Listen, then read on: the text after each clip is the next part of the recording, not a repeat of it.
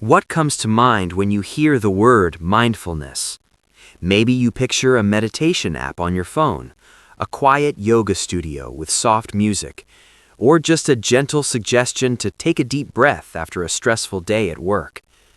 In our modern world, we've packaged mindfulness into a mental painkiller, a way to relax, a way to escape the noise.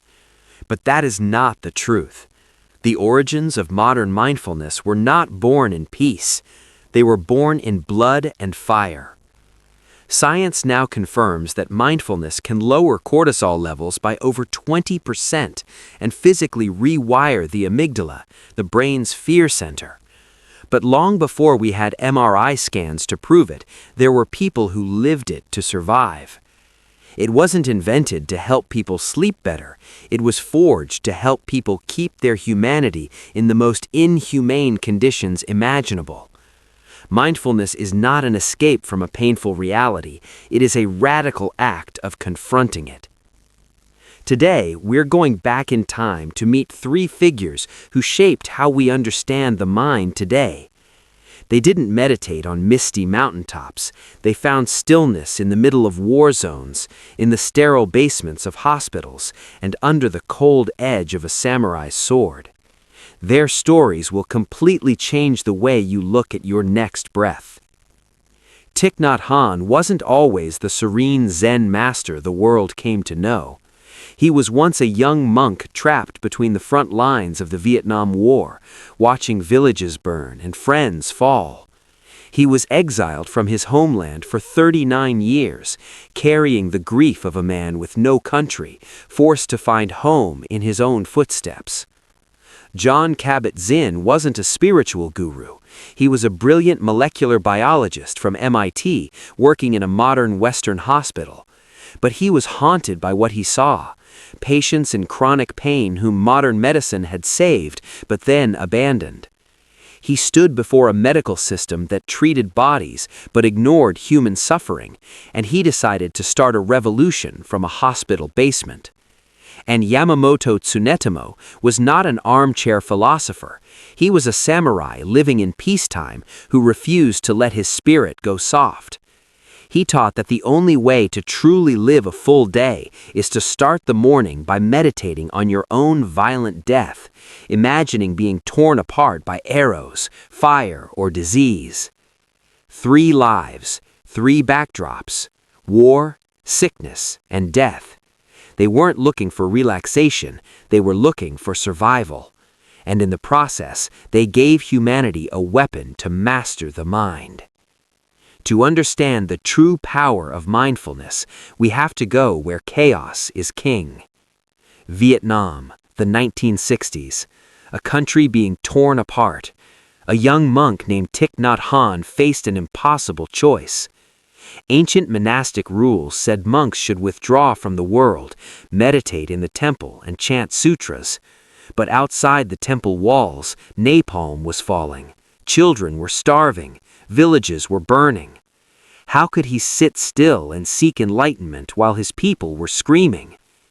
Thich Nhat Hanh did something unprecedented. He chose not to take sides in the war, but to take the side of life. He founded Engaged Buddhism. He and his students didn't hide in the forest. They walked straight into the conflict zones. They bandaged wounds, rebuilt villages, and protected orphans. But how do you stay calm when death is hunting you every second? That is when mindfulness became armor. He taught his students to use their breath to anchor their minds, to keep from being swept away by hatred or terror. He said, "When the bombs fall, if we panic, who will be there to help the wounded?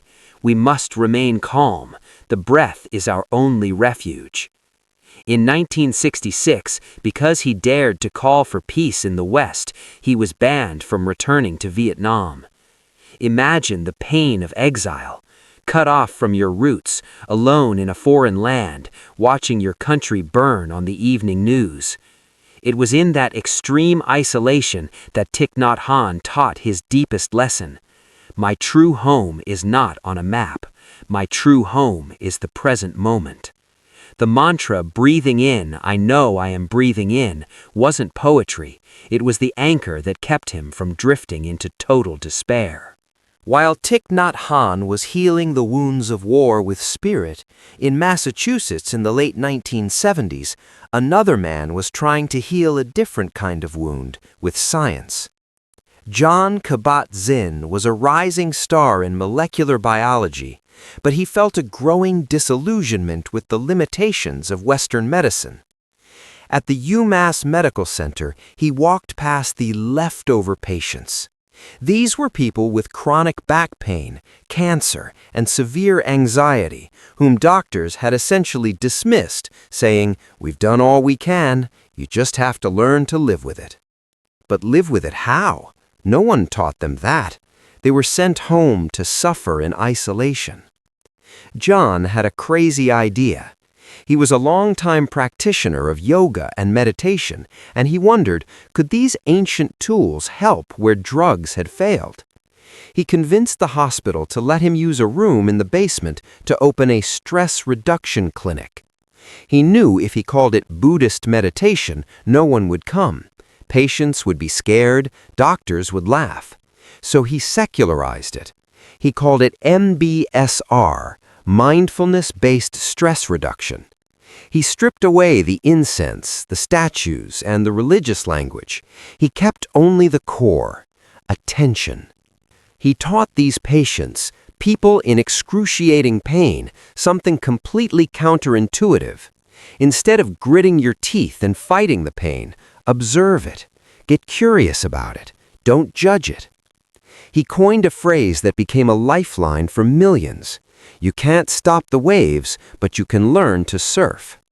In that basement, a miracle happened.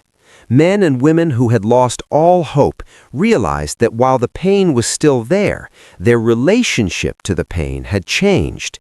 They were no longer victims. They had reclaimed agency over their lives. Jon Kabat-Zinn proved that mindfulness isn't just for monks, it is biological medicine for anyone who is suffering. Have you ever used your breath to handle physical or emotional pain? Tell us your experience in the comments below. Our final story takes us further back to 18th century Japan to meet a type of mindfulness as sharp as a blade. Yamamoto Tsunetomo was a samurai serving the Nabashima clan. When his lord died, Yamamoto retired to the mountains and dictated the legendary text Hagakure, hidden by the leaves. His era was peaceful, but he feared the warrior class was becoming soft, complacent, and shallow. He believed we live half-lives because we delude ourselves into thinking we have infinite time. We procrastinate living. We procrastinate saying, "I love you." We procrastinate courage for tomorrow. His solution? A radical practice of mindfulness, Memento Mori. Yamamoto taught meditation on inevitable death should be performed daily. Every morning before the first cup of tea, a samurai should spend time vividly imagining his own end, being pierced by arrows, succumbing to disease, being engulfed by fire. Does that sound morbid? Dark? To Yamamoto, it was the only way to truly wake up. When you accept that you could die before the sun sets, laziness evaporates, petty fears vanish. If this were the last time you saw your loved one, how would you look at them? How deeply would you listen? How much would you savor that cup of tea? Samurai mindfulness is radical presence. It severs all attachments to the past and future. It forces you to burn brightly in this very moment, like a cherry blossom that is most beautiful right before it falls. It isn't pessimism, it is a ferocious celebration of life. The exiled monk, the basement doctor, the samurai warrior. 3 people separated by centuries and continents, sending us the same message. Mindfulness is not an escape. Thich Nhat Hanh didn't run from the war, he breathed through it. Jon Kabat-Zinn didn't help patients run from pain, he taught them to surf it. Yamamoto didn't run from death, he used it to wake up to life. In our modern world of endless distraction, we don't need to wait for bombs to fall or illness to strike before beginning to practice. Mindfulness is the tool to face your own battles, the pressure at work, financial anxiety, or the fractures in your relationships. It reminds us that no matter how violent the storm outside, there is always a refuge inside your own breath. You cannot control what happens to you, but you can always control where you place your attention. So the question for you today isn't, how do I relax? It is, how do I show up? Because as those who came before us have proven, the only moment you have to live, to love, and to change is right now. Have you ever found peace in a chaotic moment? Tell us your mindful moment in the comments below. Your story might be the reminder someone else needs to hear today. Don't forget to subscribe to explore more deeply human stories.